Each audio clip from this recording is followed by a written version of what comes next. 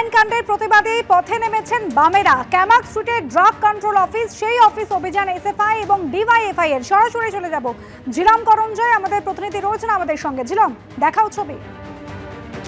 আমরা এই মুহূর্তে নিজাম প্যালেসের ঠিক সামনে রয়েছি। আমার সামনে আমার সহকর্মী অজয়কে দেখাতে বলবো। এই গেটের সামনে আমরা কিছুক্ষণ আগে দেখলাম এই যে প্রতিনিধি দল, যে মিছিল এসএফআই ডিওয়াইএফআই রিঙ্গার্স ল্যাকটেড নিয়ে তারা প্রতিবাদ জানাতে এসছেন, তাদের বেশ কয়েকজন প্রতিনিধি দল এখানে ঢোকেন এবং তাদের বক্তব্য কি ছিল তাদের সঙ্গে কথা বলে আমরা জানার চেষ্টা করেছিলাম। তাদের বক্তব্য এটাই যে রিঙ্গার্স ল্যাকটেড এর যে নট অফ স্ট্যান্ডার্ড কোয়ালিটি, সেটা ডিসেম্বর মাসের আগে চিহ্নিত হয়েছিল।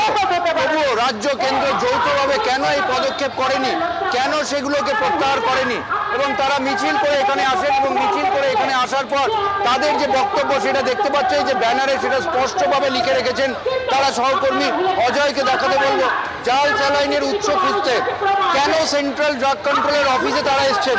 তাদের বক্তব্য যে সেন্ট্রাল ড্রাগ কন্ট্রোল এখানে তারা যে পরীক্ষা করেছিলেন তাতে অন্তত 16টা কেসের নমুনা তারা পেয়েছিলেন, যেখানে not of standard quality Ringer's lactate ওই নির্দিষ্ট পশ্চিমবঙ্গ ফার্মাসিউটিক্যালস।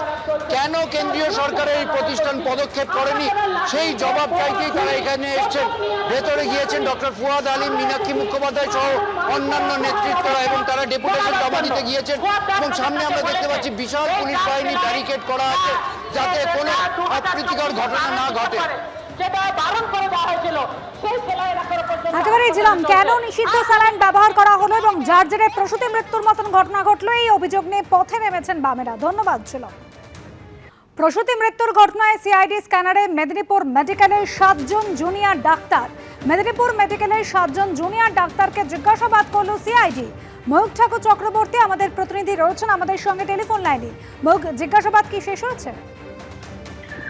দেখো, এর আগে মেদিনীপুর মেডিকেল কলেজের রেসিডেন্সিয়াল মেডিকেল অফিসার, 2 জন সিনিয়র ডক্টর, তাদেরকে ভবানী ভবনে নোটিশ করে সিআইডির তরফ থেকে ডেকে পাঠানো হয় এবং তাদের জিজ্ঞাসাবাদ হয়। এবং তারপর যেটা সিআইডি সূত্রে খবর পাওয়া যাচ্ছে যে গতকাল সিআইডির একটা টিম তারা মেদিনীপুর মেডিকেল কলেজে যায়। সেখানে যাওয়ার পর সেখানকার রেজিস্টার্ড খাতা অপারেশন থিয়েটারে সেটা সিজ করে এবং সিসিটিভি ফুটেজ সেটাও বাজেয়াপ্ত করে। এবং 7 জন জুনিয়র ডাক্তার যারা ওই দিন রাতে অপারেশন থিয়েটারে উপস্থিত ছিলেন তাদেরকে কিন্তু সিআইডির তরফ থেকে জিজ্ঞাসাবাদ করা হয়েছে, এমনটাই সিআইডি সূত্রে খবর।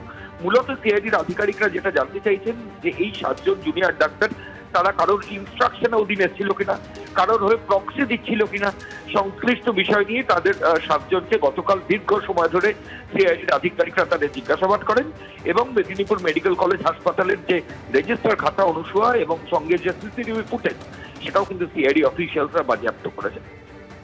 ধন্যবাদ ময়ূক।